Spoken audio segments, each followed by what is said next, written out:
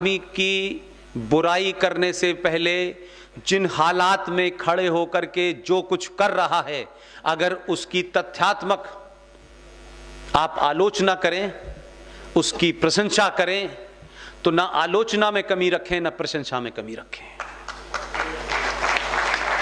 क्योंकि निजी कुछ भी नहीं है मेरा, और मैं भी मानता हूं उसका निजी कुछ नहीं है। यूनियन टेरिटरी घोषित करते ही लोगों को समझ में आया कि एक आदमी 1992 में झोला लेके गया था कि नहीं मैं तिरंगा लगाऊं। इसलिए धारा 370 और 35 पे हटने के बाद से कुछ लोग चिंतित थे। मैंने कहा चिंता तो अब शुरू हुई है। जम्मू कश्मीर की पूरी जमीन अब गृह मंत्रालय के अंडर में है।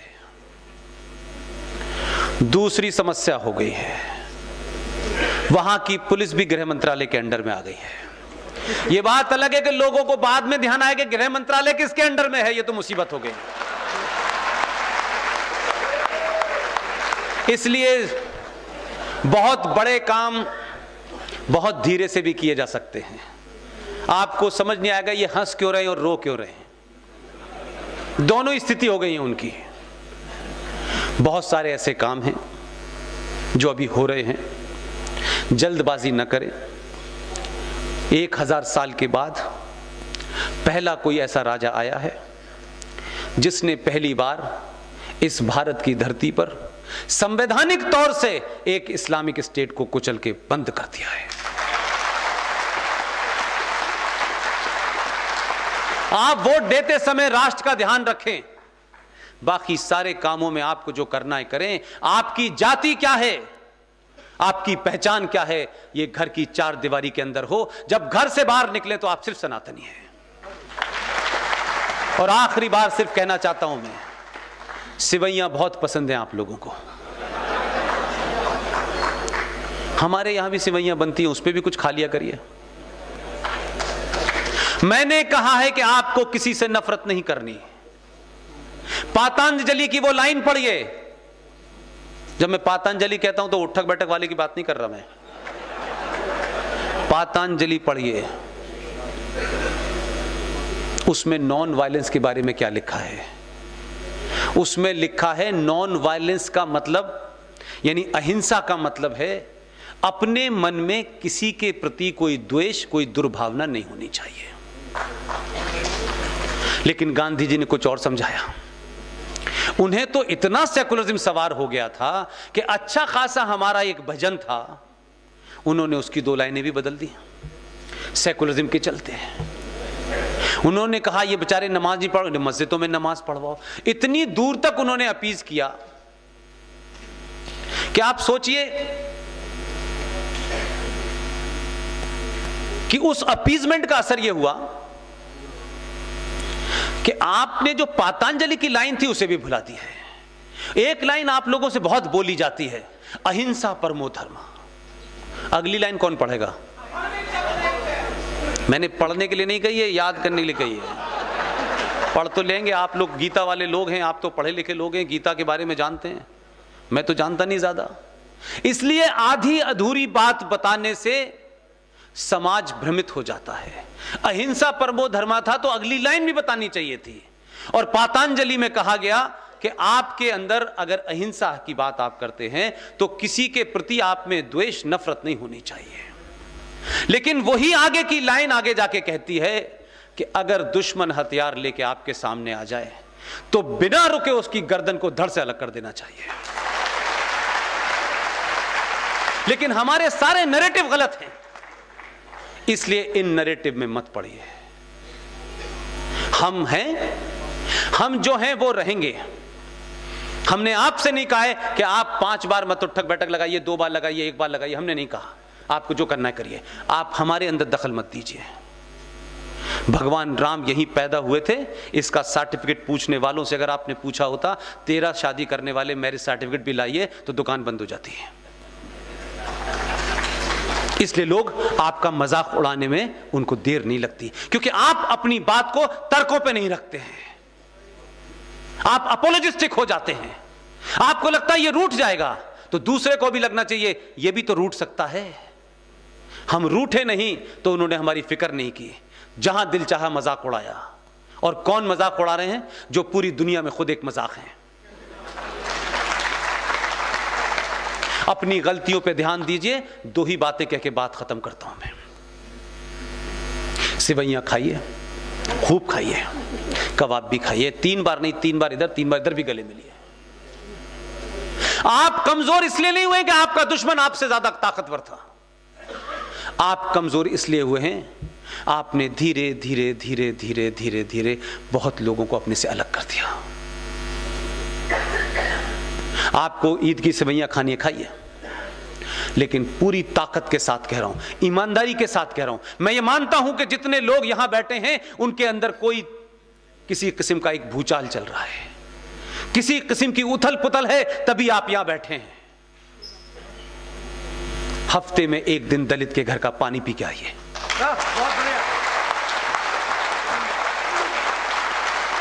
कुछ नहीं करना है आपको। देखिए आप कहां लौटेंगे और कैसे लौटेंगे। बगैर हथियार लड़े ये भी होती है लड़ाई। एक और गलती आप कर रहे हैं, लगातार कर रहे हैं। कुछ राजनीतिक दलों की महत्वाकांक्षाओं के चलते, कुछ राजनीतिक दलों को अपनी सत्ता बनाए रखने के लिए किसी ने यह काम किया, तो फिर भी हम उस पार्टी तक उसको सीमित रखते हैं। 14 नवंबर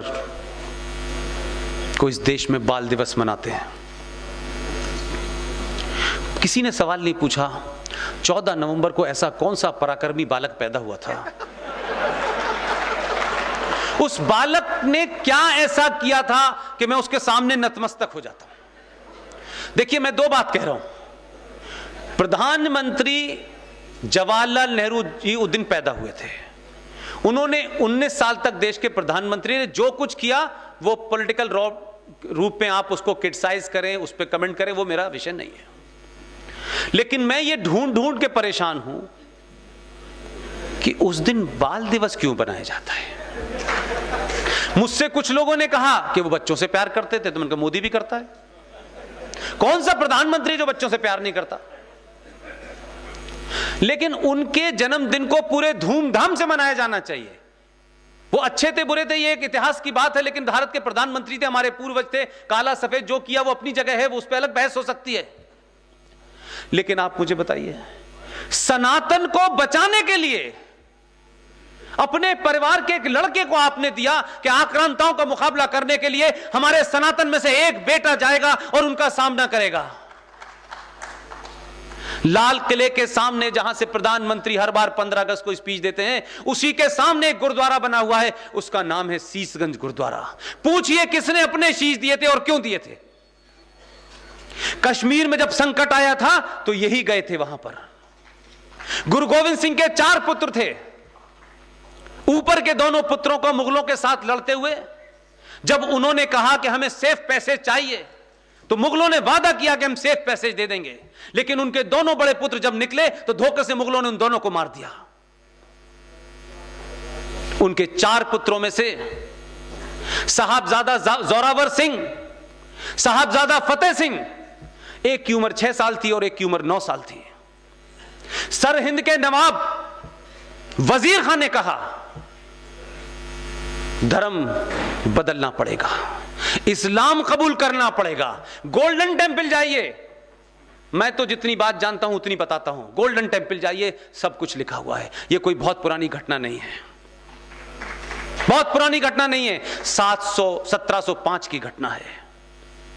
एक 6 साल का बच्चा और एक 9 साल के बच्चे से जब तलवार के जोर पर उन्होंने कहा, मैंने इसलिए कहा कि फारूक अब्दुल्ला, इकबाल, तुम कुछ भी नहीं हो यार। जब उनसे कहा कि इस्लाम कबूल करना पड़ेगा, तो उसमें से 6 साल वाले ने कहा वाहे गुरु के अलावा किसी को नहीं मानता। उन दोनों को जिंदा दीवार में चिनवा दिया गया। जब तक दीवार ऊपर चली गई, न किसी के रोने की आवाज आई, न किसी के सिसकने की आवाज आई। उनकी दादी माता गुर्जरी देवी को जब यह पता चला तो सदमे में मारी गई। और तो और उस वजीर खान ने उन दोनों की चिता के लिए जमीन नहीं दी। राजा टोडरमल ने उतनी जमीन के ऊपर कहा कितनी अशरफी चाहते हो, सारी अशरफी बिछा दी और वो जमीन ली। सरहिंद चले जाइए, कोई ऐसी घटना नहीं है जो आपको नहीं मिलेगी। सरहिंद चले जाइए, पंजाब में सब कुछ सामने लिखा हुआ है। मेरा सिर्फ इतना ही मैसेज है कि अगर इस देश में बच्चों के पुरुषार्थ को, उनको बलवान बनाना है, उनमें पुरुषार्थ जगाना है, उन्हें कोई बहादुर कहानी सुनानी है, तो क्यों नहीं इस देश में 26 दिसंबर को बाल दिवस मनाया जाना चाहिए। क्योंकि मेरी कोई बात किसी पॉलिटिकल एजेंडे के तहत नहीं है। जो चले गए हैं, जो नाराज हैं, किसी गलती के कारण हमसे दूर हो गए हैं, इसलिए उसमें सिद्धू जैसे पैदा हो रहे हैं। कुछ नहीं करना है, हाथ पकड़ना है बस। हमसे गलती हो गई है, ये माफ कर देंगे आपको। यही सनातन है। बहुत बहुत शुक्रिया, थैंक यू वेरी मच।